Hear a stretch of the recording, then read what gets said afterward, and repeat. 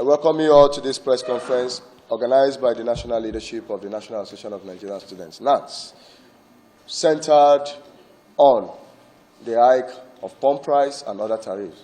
And it is tagged reverse hikes in electricity and petroleum pricing of face mass protests. Being a press conference on recent hikes in prices of PMS, electricity tariff, and other increments announced by the federal government of Nigeria and addressed by the global president of NANS, by my humble self, Comrade Daniel Simbamidele Akpan, today, 10th September 2020. Gentlemen of the press, ladies and gentlemen, comrades.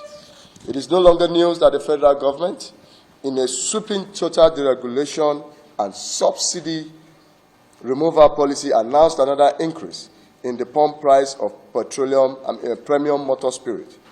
It is also a known fact that prior to that, the federal government also approved increases in electricity tariff, while banks regrettably reduced interest on consumer savings.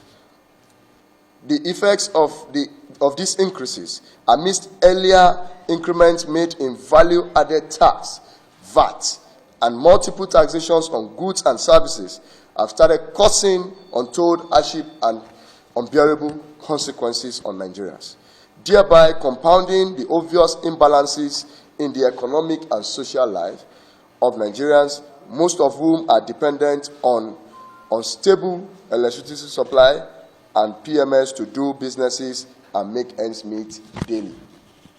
I must categorically state that there have been uncharted abuses of our foreign exchange by beneficiaries of subsidies over the years, and by no means new to this administration, which has had nothing to do with the welfare of the masses. It's a misplacement, as these huge resources deployed to a few, very microscopic few, could also be deployed for the optimum growth of the nation. Regrettably also, the subsidy regime is no longer visible and its complete removal is inevitable. However, the timing of the removal and its effects on is wrong. At the time when the effects of the coronavirus pandemic is biting so hard on the masses and Nigerians everywhere, including those who are working in the private sector, those who don't have jobs, those who are working with the government, whether at the federal, state, or local government level. Everyone is groaning. The new normal in the world requires the channeling of resources to profitable ventures with a humane face, conscious and deliberate growth plans, discoveries and discussions on sustainability models of revenue generation, firm economic programs with deep impact on citizens, and how to prevent the country from another recession. Rather than continue an unstable squander of the nation's resources in the name of subsidy, this is totally unacceptable going forward.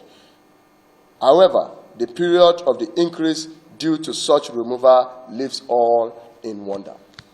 Sadly, too, prices of food items, which is, of course, what Nigerians consume on a daily basis, consumables, transportation, and other essential services would have skyrocketed, again, leaving Nigerians frustrated and bewildered.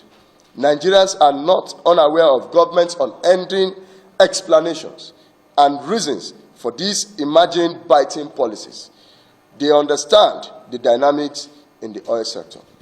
However, Nigerian students have decided to call on government at the center to reverse the increases in petrol price and electricity tariff because of the prevailing economic situation. Generally speaking, Nigerians are bewildered that, having been under months of lockdown, without working, staying at home, most of them with no means of livelihood, most of them with their salaries stopped, most of them that have also equally lost their jobs, welcoming them back to normal life with increases in prices of essential commodities is a burden too harsh for the citizens to bear. You go to the left, to the right, from the northeast, and of course, west and south, Nigerians are groaning. And like Fela said, suffering and smiling is more like what we are presently having. Nigerian students in particular will be hard hit by these policies and therefore cannot concentrate or cope with studies as they are usually managed 101 feeding standard. 101 is eat in the morning, in the afternoon you go on hunger strike, and at night you are able to eat. But with this, it means that we have to go on either 001 or 100 or 010, which of course is dangerous to the future of this country.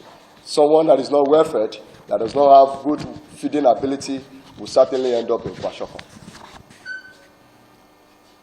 Many students have been forced out of school already due to high cost of living and deteriorating economic conditions of their families.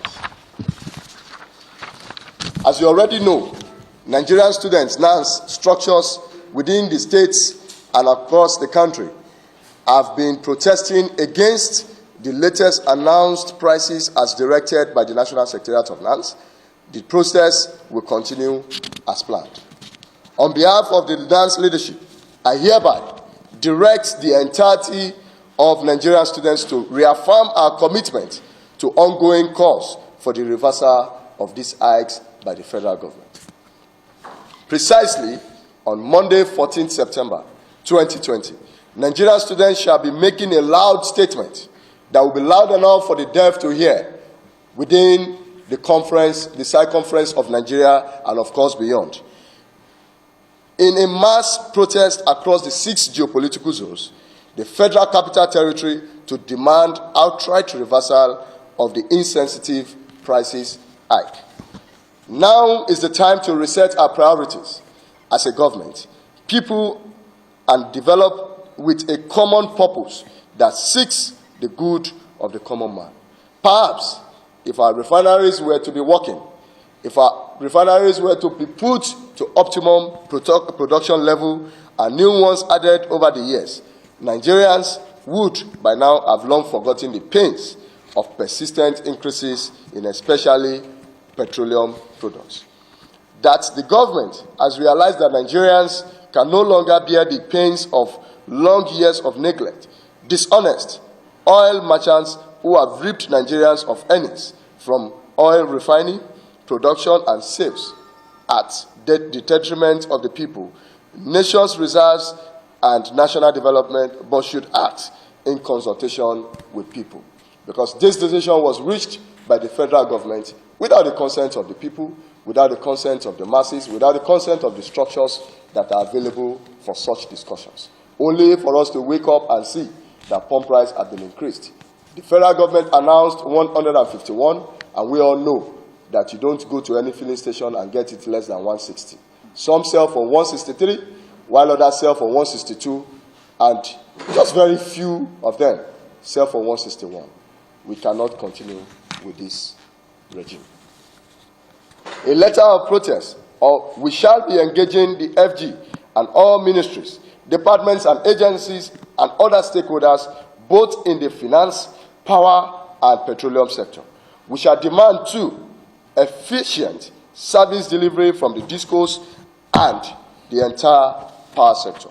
A letter of protest rejecting the price hikes, especially on electricity and petrol pricing, will be addressed to the President and the Commander-in-Chief of the Armed Forces, President Muhammadu Buhari, GCFR, through the 6 geopolitical zones for onward delivery to Mr. President, while the FCT Minister will convey the message to the Presidency himself. Finally, we enjoin members of the 4th Estate of the Realm, the journalists that are also here present, to partner with us on this journey, to put an end to this repeated debacle in the petroleum sector. Again and again, every government will be talking about the regulation, talking about removing the subsidy. And of course, you know how from the days of Obasanjo, the pricing in oil has been increasing virtually on an annual basis. In 2012, President Jonathan increased the pump price, and of course, we all know what happened.